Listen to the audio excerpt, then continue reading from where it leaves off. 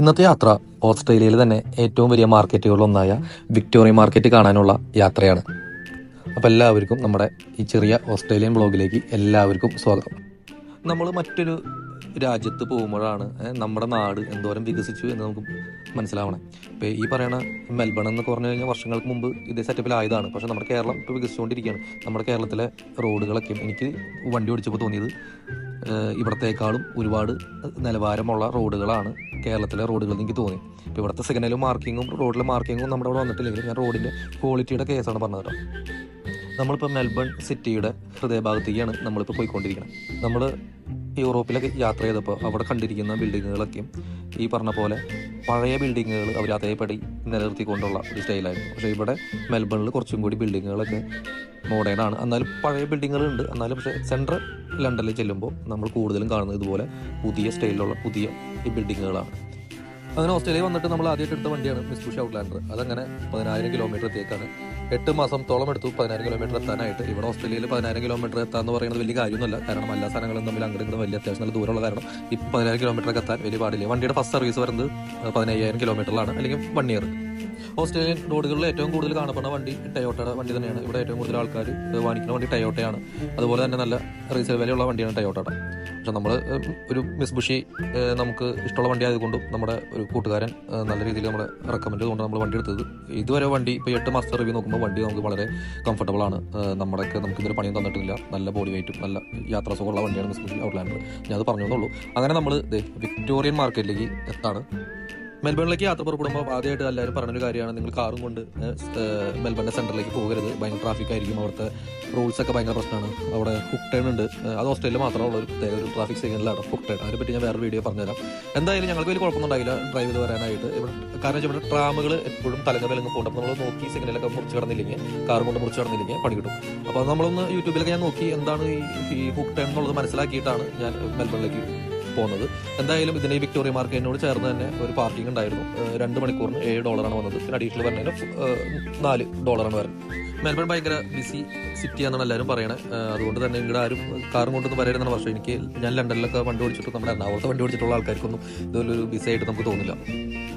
അങ്ങനെ നമ്മൾ വിക്ടോറിയ മാർക്കറ്റിൽ എത്തിയേക്കാണ്. 17 ഏക്കറിൽ വ്യാപിച്ച് കിടക്കുന്ന ഓസ്ട്രേലിയയിലെ തന്നെ ഏറ്റവും വലിയ മാർക്കറ്റുകളിൽ ഒന്നാണ് വിക്ടോറിയ മാർക്കറ്റ്. 1800കളിലാണ് ഈ വിക്ടോറിയ മാർക്കറ്റ് സ്ഥാപിച്ചത്. പിന്നെ ഈ മാർക്കറ്റിന് ഒരു പ്രത്യേകതയുണ്ട്. ഈ മാർക്കറ്റ് ഇരിക്കുന്ന ഏരിയ ഒരു സെമിസ്റ്റേരിയ ആയിരുന്നു മുന്നേ. അതിൻ്റെ മേലെയാണ് ഈ മാർക്കറ്റ് കെട്ടിപ്പൊക്കിയിരിക്കുന്നത്. ഇപ്പോഴും പറയണു, ഈ കെട്ടിപ്പൊക്കിയിരിക്കുന്ന മാർക്കറ്റിൻ്റെ അടിയിൽ ഒരു 9,000 ബോഡീസ് അടക്കിയിട്ടുണ്ട്. അതായത് 9,000 ശവകുടീരങ്ങളുടെ മേലെയാണ് ഈ മാർക്കറ്റ് സ്ഥിതി ചെയ്യുന്നത്. ഇത് പണിതപ്പോൾ ഇവിടെ ഭയങ്കര വിവാദങ്ങളും കാര്യങ്ങളൊക്കെ ആയിരുന്നു എന്നാണ് എനിക്ക് അതിൻ്റെ ഒരു ഹിസ്റ്ററി വായിച്ചപ്പോൾ മനസ്സിലായത്.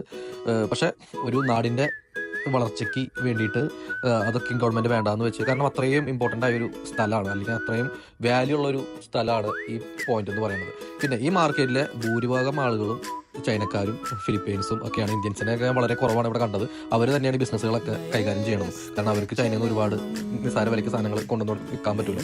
അപ്പോൾ അങ്ങനെയുള്ള ഒരുപാട് ഷോപ്പുകൾ ഇവിടെ ഉണ്ട്. അതുകൊണ്ട് തന്നെ ഏറ്റവും വില കുറവിന് ഐറ്റംസ് കിട്ടുന്ന ഒരു മാർക്കറ്റും കൂടിയാണ് വിക്ടോറിയ മാർക്കറ്റ്. ഞങ്ങൾ ഇവിടെ ഞങ്ങളുടെ ഫോണിനും അല്ലെങ്കിൽ വാച്ചിനൊക്കെ സ്ക്രീൻ ഗാർഡ് ഒട്ടിച്ചിരുന്നു. നമ്മുടെ പുറത്ത് ഞങ്ങൾക്ക് $40 വരുന്നത്, ഇവിടെ $20 വരുന്നത്. അതുപോലെ തന്നെ ഒരുപാട് ഫുഡ് കോർട്ടുകളുണ്ട്. അപ്പോൾ ഈ മാർക്കറ്റിൻ്റെ ബാക്കിലാണ് ഈ പറയുന്ന മെയിൻ സിറ്റി നിൽക്കുന്നത്. സിറ്റിയുടെ ഹൃദയഭാഗത്താണ് ഈ മാർക്കറ്റ് നിൽക്കണേ.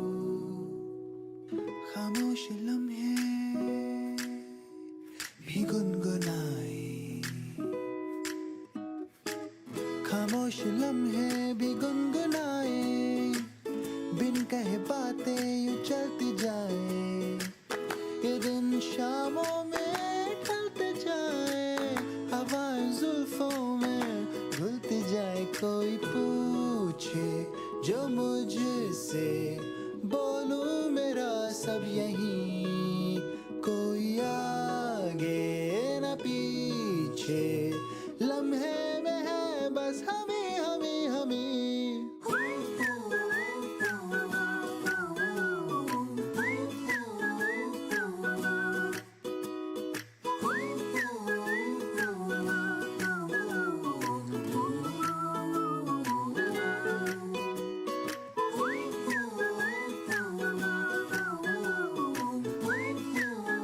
അങ്ങനെ ഞങ്ങളിവിടെ ഫ്രൂട്ട്സ് മാർക്കറ്റിലെത്തി. ഇവിടെ ഫ്രൂട്ട്സ് മാർക്കറ്റിൽ നമ്മുടെ ലോകത്ത് കിട്ടുന്ന എല്ലാ ഫ്രൂട്ട്സുകളും ഇവിടെ കിട്ടും.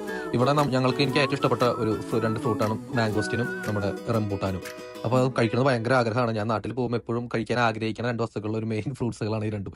അപ്പോൾ ഞങ്ങൾ ചെല്ലുന്ന സീസൺ ചിലപ്പോൾ റംബൂട്ടാൻ്റെ സീസൺ അല്ലെങ്കിൽ അമ്മ ഓൾറെഡി റംബൂട്ടാൻ വാങ്ങിച്ച് അത് ഓൾറെഡി ഫ്രീസ് ചെയ്ത് വെക്കും എനിക്ക് വേണ്ടിയിട്ട്. പക്ഷേ ഇവിടെ ഞങ്ങൾക്ക് ഫ്രഷ് വാങ്ങിക്കാൻ പറ്റും. പക്ഷേ ഭയങ്കര വിലയാണ്. എന്നാലും കുഴപ്പമില്ല. നമ്മുടെ ആഗ്രഹത്തിന് നമ്മൾ ഒരു 1/2 കിലോ വെച്ച് മാംഗോസ്റ്റിനും റംബൂട്ടാനും വാങ്ങി. നമ്മൾ അതിന് അടുത്തതായിട്ട് ഫിഷ് മാർക്കറ്റിലേക്ക് പോവാണ്.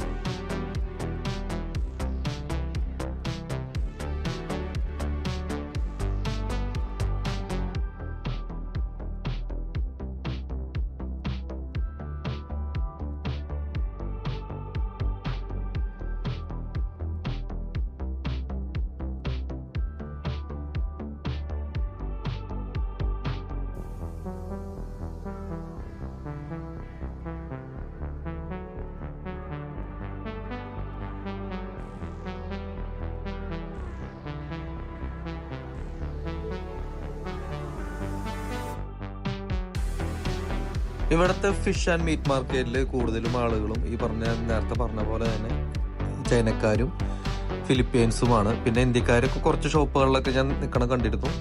അവർ മെയിൻലി മീനിൻ്റെ ഷോപ്പുകളിലാണ് കൂടുതലും കണ്ടത്.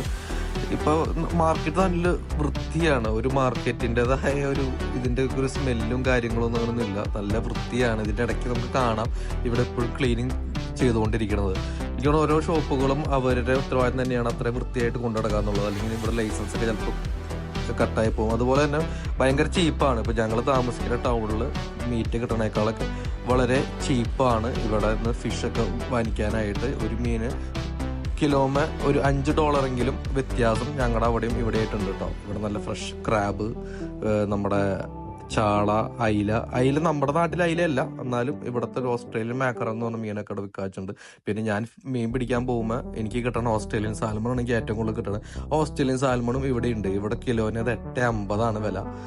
ഞങ്ങളുടെ അവിടെ ഓസ്ട്രേലിയൻ സാൽമൺ നമുക്ക് വാങ്ങിക്കാൻ കിട്ടില്ല. പക്ഷെ ഇവിടെ ഈ മാർക്കറ്റിൽ ഞാൻ ഓസ്ട്രേലിയൻ സാൽമൺ വിൽക്കാൻ വെച്ചാൽ കണ്ടു $8.50. ഈ ഫിഷ് മാർക്കറ്റിൽ നിന്ന് നമ്മൾ അടുത്ത സെക്ഷനിലേക്ക് കിടക്കുമ്പോൾ അവിടെ നമുക്ക് ബേക്കറി അല്ലെങ്കിൽ ഫുഡ് കോർട്ടുകൾ ഒക്കെയാണ് നമ്മൾ കൂടുതലും കണ്ടത്. അങ്ങനെ എല്ലാവിധ ഒരു വൈവിധ്യം നിറഞ്ഞ ഒരു മാർക്കറ്റാണ് വിക്ടോറിയ മാർക്കറ്റ്. ഇവിടെ കിട്ടാത്തതായിട്ട് ഒന്നുമില്ല. പക്ഷേ ഈ പറഞ്ഞ പോലെ തുണികളുടെ ഒക്കെ ക്വാളിറ്റി എന്ന് പറയണത് അത്ര വലിയ ക്വാളിറ്റി ഒന്നും ഉണ്ടാവില്ല. പക്ഷെ അതിനുള്ള പൈസയാണ് ഇവിടെ വാങ്ങിക്കുന്നുള്ളൂ. വളരെ ചീപ്പാണ്. പിന്നെ ഇവിടെ കുറേ സംഭവങ്ങളുടെ ഡ്യൂപ്ലിക്കേറ്റ് ഞാൻ കണ്ടു. അതൊക്കെ എങ്ങനെയാണ് ഇവർ ഇവിടെ ലീഗലി ഇത്രയും സ്ട്രിക്റ്റ് ആയിട്ടുള്ള ഒരു രാജ്യത്ത് ഇങ്ങനെ ഡ്യൂപ്ലിക്കേറ്റ് വിൽക്കണേന്ന് എനിക്ക് അതിശയം തോന്നി.